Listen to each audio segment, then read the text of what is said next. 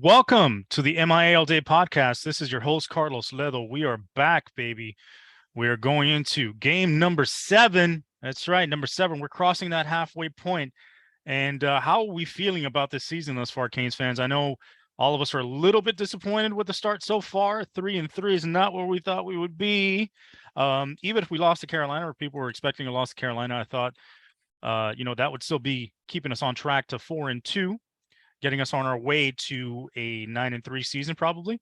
I thought they could be 9-3, 10-2, but obviously I was wrong. Overestimated what was going to happen, the rebuild, and Middle Tennessee sort of screwed us all up here, right? They've thrown us all for a loop.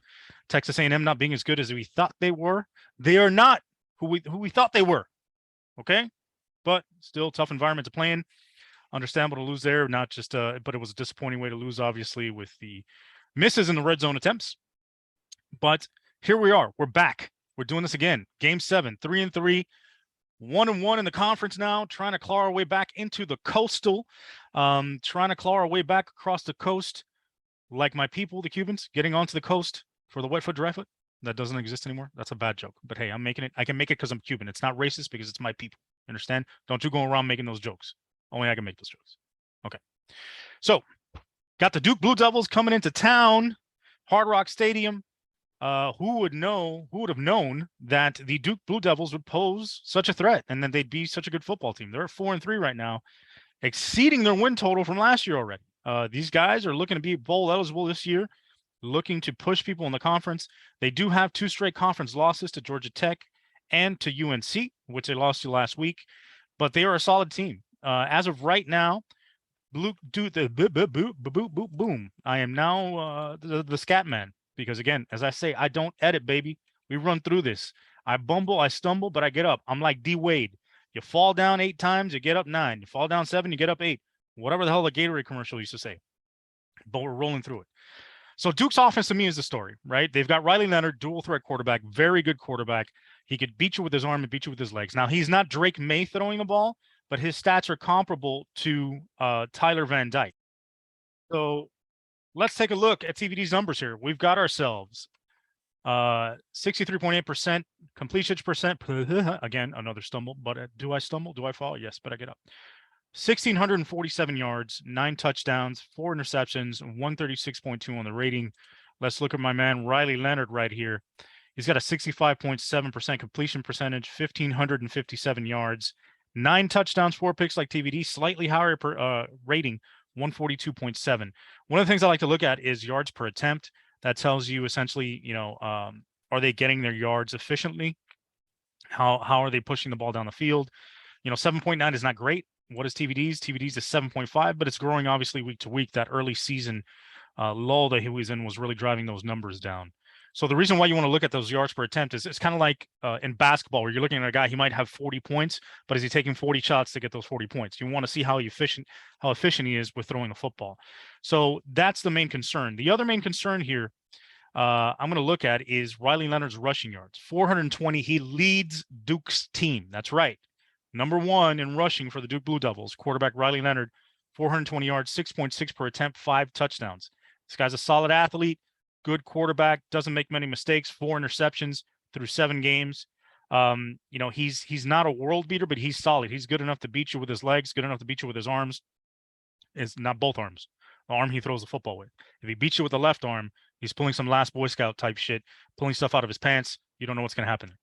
That was a little dirty, pulling stuff out of his pants. I don't want to see Riley Leonard pulling anything out of his pants this game. Okay? Not this game, not any game that I have to watch. Okay? Keep it in your pants, Riley. So, what are we looking at with Duke in terms of their offense? They are averaging 434 yards per game. If they're averaging 434 points per game, that would be a world record. They're averaging 205.9 on the ground, 228 through the air. They're a pretty balanced offense, averaging 5.5 yards a carry, running about 67 plays a game, meaning they are not a fast-paced, fast-break offense. So that's something that will help in terms of defending them. What they are good at, though, as I switch to the full face mode so I can get my information here, is Riley Leonard has done a decent job of throwing the ball deep in the 20-plus yard area. He's got a 47.8% completion percentage, for 414 yards, 4 touchdowns, and a pick. Although only about 12% of his attempts are going that far down the field, he's been effective with it. So that's a decent completion percentage for somebody pushing the ball down the field at that rate.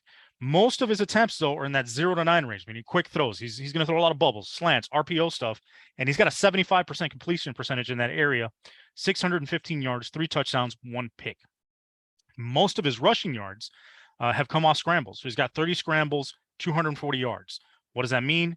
Canes got to stay in their rush lanes. They got to stay disciplined, and they cannot break down and get over anxious like they did at the end of the game against Virginia Tech, where Grant Wells started using his legs to pick up first downs, extend plays, break the coverage down, and be able to find guys down the field. So Canes got to be disciplined in their coverage.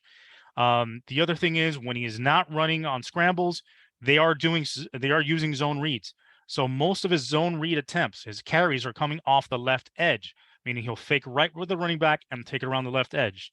He's got 8 carries there for 87 yards and 2 touchdowns. Their main running threats, they've got 3 running backs that all have over 250 yards. Their top rusher in terms of running backs is Jordan Walters. He's got 363 yards and 6 touchdowns, averaging 5 a carry. No, that's number 7. Number 22, Jalen Coleman. He's got 307 yards and 4 touchdowns, averaging 5.3 yards a carry. And number 20, Jaquez Moore. I love guys named Jaquez. They always seem to be cool. They always seem to be players. I defy you to go out there and find me a player named Jaquez in the history of college football that sucked. Okay? Do your research. Find me a Jaquez that sucked in college football. Jaquez has 251 yards. He's averaging 6.8 yards a carry, 2 touchdowns. He's sort of their burner. Their receivers, top receivers, number 5, Jalen Calhoun. Also, find me a guy named Calhoun that is not a baller, all right, in the history of college football. He's got 411 yards receiving. 351 of those yards are coming in that 0 to 19 range, so he's not a burner, okay? So he's within that 20-yard range. He's going to be more of a possession guy. Eli Pancol. I defy you to find me another guy named Pancol in college football history. He's got 296 yards. Most of those are in that 20-plus area. He's got 5 targets and 2 catches for 130 yards. Not a huge amount, but this shows you this guy can burn, so got to be careful with him. Number 8, Jordan Moore, 280 yards, 135 of those in that 0 to 9 range. He's your bubble guy, your quick screen guy, your underneath guy, your RPO guy. Their offensive line is decent, solid pass blocking, except for their guards. Their guards are a 59.3 and 56.3 respectively when it comes to pass blocking. So what does that tell you, Canes fans? We're going to have to apply pressure over the guards. So internally, you're going to run some stunts, run some games, maybe bump defensive ends inside to tackle, bring some other guys on. So you can use maybe an Akeem Mesidor inside, maybe Moultrie in there. You bounce in Jacob Lichtenstein, who's a pass rush defensive tackle. Mix those guys in and apply pressure internally to get to the quarterback. Speaking of which, you got to keep TVD clean this game. And this guy, Riley Leonard, likes to be kept clean. His numbers in terms of being kept clean, he's got a 69% completion percentage when he's untouched for 1,209 yards, 8 touchdowns, and 2 picks. Okay, 74% of his dropbacks this season, he has had no pressure, kept clean. Okay, he's only been pressured total on 26% of his dropbacks, which is impressive. Okay, when he has been pressured, he's got a 52.5% completion percentage. So you see that completion percentage really drops under pressure. 1 touchdown and 2 picks, but his yards per attempt are 8.5 as opposed to when he's kept clean at 7.7. So that means he hangs onto the ball to try and find guys deep to increase that yards per attempt. So he will be pressured, but he'll be flushed out of the pocket, and that's when he likes to go downtown. Okay. When he doesn't face a blitz, he's got a 66.7% completion percentage for 1,208 yards, 7 touchdowns, 3 picks. He has not been blitzed on 72% of his dropbacks. What does that tell me? That tells me teams are trying to contain him in the pocket, so they're not trying to bring an extra defender. They're probably spying somebody on him to avoid getting beaten with his legs. So they want to keep everything in front of him and make sure when they see him escape the pocket, they attack. Okay. As far as their defense is concerned, they are giving up 403.4 yards per game. 261 of those are passing, 143 of those are rushing. So, they're an okay defense, not great, giving up a lot of yards. How many points are they giving up per game? You say? Did you ask that? I think somebody asked that. You in the back. Okay. They are averaging 22.3 points per game as a defense giving up. That's 39th in the country. Offensively, they're scoring 32.9, which is 48th. So the middle of the road offense. But let's compare that to last season. Okay. Last season, Duke's offense was only averaging 22.8 points per game. That's 102nd in college football last year. And they were giving up 39.8 points per game. That surprisingly is only good for 127th out of 130 teams. So whoever those other teams were behind Duke that were giving up more than 39.8 points per game, shame on you. Shame on you for being so disgusting on defense. But that shows you the job that Mike Elko has done this season. They are a tougher team this year. Last year, their strength of schedule was 115th in the country. This year, it's 52nd. So they're facing better competition and playing better as a team. So credit Mike Elko. He's a good coach, really good defensive coordinator for years. Was at Texas A&M for the last little bit, and has turned this team around rather quickly. But I know it's something that's going to piss Canes fans off because you were expecting Mario to come in here and have the same kind of turnaround. I get it. I understand it. I'm with you. But it is what it is, man. Let's stop crying on our milk and let's focus. For those of you that drink milk, for those of you that are lactose intolerant, crying your water, crying your lactate, whatever you guys drink instead of milk, crying that. So let's focus on the second half of the season here for the Canes. Try and get us to above 500, both in the league, and overall. As we continue through the breakdown here, they're defensive backs. So they have 2 good safeties and they're 3 corners. So their 2 safeties, number 1, Darius Joyner. He's got a 71.9 cover grade, which is really solid. And he's a really good tackler, 85.3. He also leads the team in tackles with 46 tackles. Again, what does that tell me? That tells me my man Darius likes to get up in there, stick his nose in it in the run game, and provide quick support. That means he's good in pursuit. He's good in run fits. He's good in his angles in terms of supporting both run and pass. He's not going to miss many tackles. He also has 1 interception, which, believe it or not, leads the team. These guys have not intercepted the ball very often this season. The team as a whole has only 2 interceptions in total. Okay. So these are not defensive backs that are going to go out there and start stealing the football. What does that mean? That means DVD, not the Marcus Van Dyke, not the Blu-ray that you rented from Blockbuster or Netflix back in the day, or the collection that you still contain. And like, I still have Blu-rays and DVDs myself, if any of you guys have those. Do I have a DVD Blu-ray player? I've got one. Do I use it often? Not really, on occasion. But there's some of those old series that you have on DVD that you want to go back to and look at.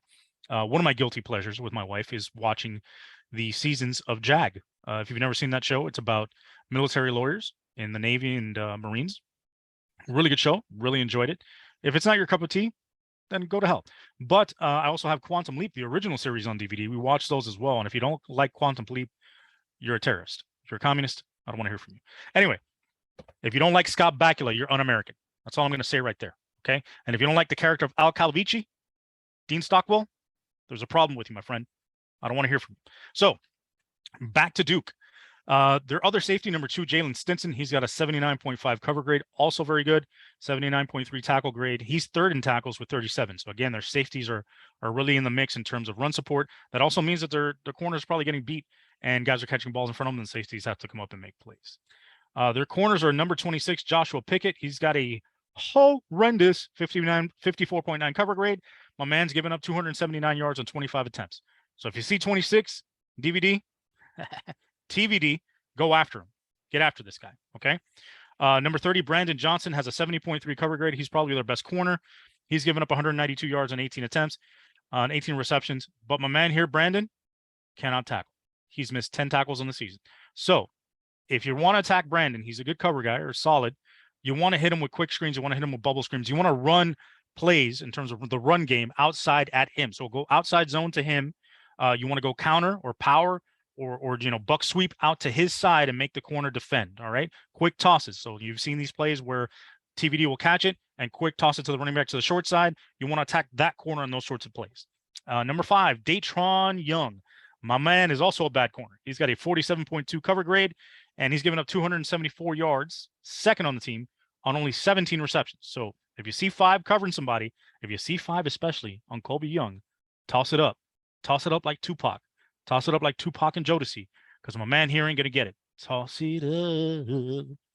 Linebackers. They've got a really good linebacker, or at least for Duke standards. Number 42, Shaka Hayward. He's got 40 tackles. He's 2nd on the team. He's got a 79.3 tackle grade, and a 79.5 cover grade. That means he's athletic. The guy can cover running backs. He can get back into his zone and not get beat, as opposed to Corey Flagg, who's having a really good season, supporting the run and tackling and stuff like that, but just, can't cover a soul. Oh my God, my man couldn't cover a book with one of those old book covers I used to get as a kid. Not that I could either because I was terrible at those things. But I mean, it was cool to get those like brown paper book covers and put them on and then, tag your things, which again, I also wasn't good at because I can't draw for the life of me. I can't tag. I can't sticker. I can't draw stick figures. I can't draw anything. Okay. I am as unartistic as a human being can be, as well as also being the least mechanically inclined human being on the face of the planet. What talents do I have? I don't know, to be quite honest. To be fair, not many. But I do know, and this is me being self-aware, that I have zero ability when it comes to any mechanical things, any building, anything involving tools, and anything artistic. So anything that you have to draw, you have to paint musically, out the door, out the window. I can talk, as you can tell. I can talk a lot. I'm not sure that that's a skill, but it is what it is. I've learned to accept myself, and I am happy with who I am. Okay. Number 8, the other linebacker, Dorian Mousy. That's right, Mousy, but not spelled like a mouse. It's Mausi. Mousy. 22 tackles. Not all tackles from my man over 7 games. 70.9 tackle grade. But if you find my man Dorian lined up on any running back or covering anybody at all on the field, if we're going unbalanced and we have a tackle eligible player and Mousy's assigned to the tackle, I'll throw it to the tackle because his cover grade is a 33.6. I have not seen that all season. That is bad. Bad. D-line. Their defensive tackle number 9, Dwayne Carter. He's a good pass rusher, 80.7 rush grade. He leads the team in sacks with 4 and 31 pressures. He's a problem. Got to lock him up. Their other problem on the defensive line is number 94, RJ Oben Kanobin. He's got 2 sacks, 84.1 rush grade, 21 pressures on the season. The team as a whole has 16 sacks, so it's not a lot. It's really not a lot at all if you consider the Hurricanes have had 11 sacks in the last 2 games alone. So, keys to the game. What do we got to do? Number 1, don't give up big plays. I know this sounds very generic, sounds very stupid, but this is how Duke will beat you. If Riley Leonard could push the ball down the field, if he could beat you with his legs, make big plays there, this is what's going to create problems for the Hurricanes. And we saw that late in the game against Virginia Tech. You let them get a little momentum, you give up some big plays, and you've been shutting a team down for 3.5 quarters or through all of 3 quarters, and all of a sudden, boom, a couple plays sparked them. I think Virginia Tech on their 2 scoring drives had 155 yards roughly, and they had about 152 prior to that the entire game. Got to make sure you keep these guys in front of you. If they're going to try and nickel and dime you up the field, that's better than giving up an explosive play. Make sure to keep them in front of you. Again, I think Canes can continue playing zone here, keep everything in front of them, keep playing cover 2, cover 3, mix in man every once in a while, but don't get greedy with it. I would not blitz this guy a whole lot because, again, if you're going to be blitzing him, then he's going to find open lanes. He's going to extend plays with his legs, and he's going to hit plays down the field. I would continue to do what the Hurricanes have been doing the last couple of weeks, which is focus on playing zone, keeping everything in front of them, not giving up deep plays, and using their front 4 to create pressure. That has been the key the last couple of weeks in slowing down offenses. And yes, Carolina scored 27 points. When you hold Carolina to 27, you have Drake May throw 2 picks, you're doing something right on defense. If it wasn't for the big plays they gave up, that game flips. So you got to make sure to keep everything in front of you. The safeties has to stay over the top and make sure they are not getting any busts on coverages. That is important. You got to win the turnover battle. Do not give Duke extra possessions. Again, it sounds very generic, but this is what this team will do to you. If they force you into mistakes, they will take advantage of it, and they will extend the game, and they will get in there and eventually beat you if you give them enough opportunities. Win third down. Right now, for the season, Duke is 35% on third down, although over the last 3 games, they've upped that to 40%. You got to get off the field on third down. This has been a problem for the Hurricanes most of the season. They did a good job of it against Virginia Tech up until the 4th quarter. You get third down, if you especially get 3rd and long, get off the field, take away possessions from them, give yourself extra possessions, and extend drives. Make big plays on the Hurricane side. So why do I say make big plays? 1, because it's going to spark your offense, and 2, because the last couple games, they've been giving them up. So Georgia Tech was 3 of 5 on passes of 20-plus yards for 83 yards and a touchdown. North Carolina last week was 5 of 10 for 182. So if Drake May could do it, TVD can do it. Go downtown. I would expect the Hurricanes to have at least 10 attempts in that 20-plus range, attacking these corners deep, okay? Try and make plays. Throw it up to Colby Young. If Keyshawn Smith is healthy, also get him some vertical shots, okay? But at the same time, continue to mix in the bubble screens and quick screens, which is something I think the Hurricanes went away from at the end of the game against Virginia Tech, which was working so well. Get Brashard Smith involved there. Get him the ball on the move. Get him the ability to make a quick catch and make plays on the run. and really force that defense to not just play deep, which I'm sure Duke will probably start off the game playing deep, probably cover 4, cover 3, things where they're getting back and allowing catches in front of them instead of catches over the top, not only because of the way they played the last couple of weeks, but also because what they've seen from Tyler Van Dyke over the last couple of weeks. So you've got to force Duke to come up to then be able to hit them over the top. And you do that either through the run game or, the horizontal quick game in the passing game.